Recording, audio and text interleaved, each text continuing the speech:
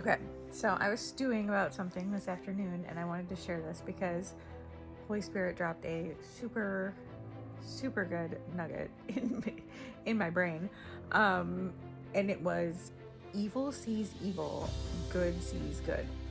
And it took me a minute to process this because it was just a soft whisper.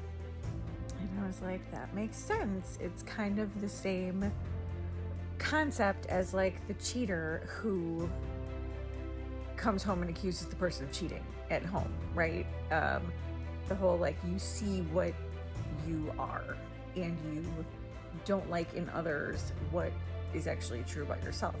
So a good rule of thumb is if you look in the mirror and you like what you see,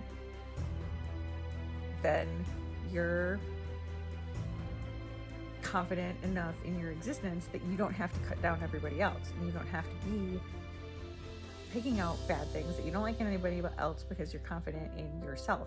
Now, if you're someone that's constantly thinking everybody else is manipulative and controlling and angry or evil, you're probably controlling, manipulative, angry, and evil.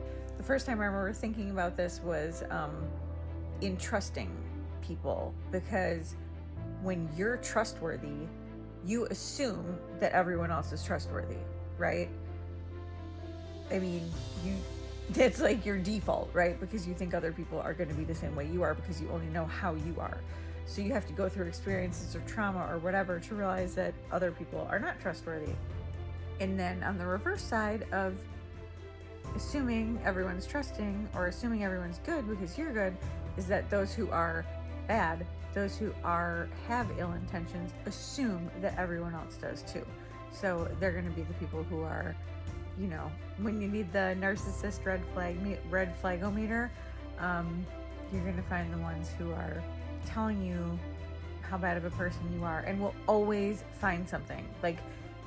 You could be doing everything exactly absolutely perfect and you're thinking, oh my gosh, there's nothing they can say, there's nothing they can even find wrong with what I'm doing or parenting or acting or doing.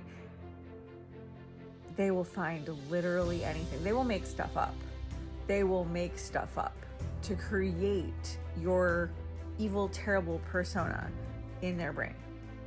So just don't bother trying to please people anymore who are never going to see good in you or anybody else, because they're not good, so they don't know how. It's the same kind of thing where you see the good. That's my big problem. I see the good in everyone. I assume everybody is going to be rational, calm, and friendly and wanting to get along and have peace as I do. And I want to believe the best about people. I want to believe that people have changed, or I want to believe that people have great intentions.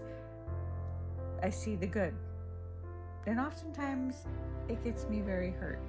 And it's funny because you run into people who will say the most hateful things to you and think the most hateful things about you. And Jesus just whispered this afternoon in my ear, and I'm like, I don't get it.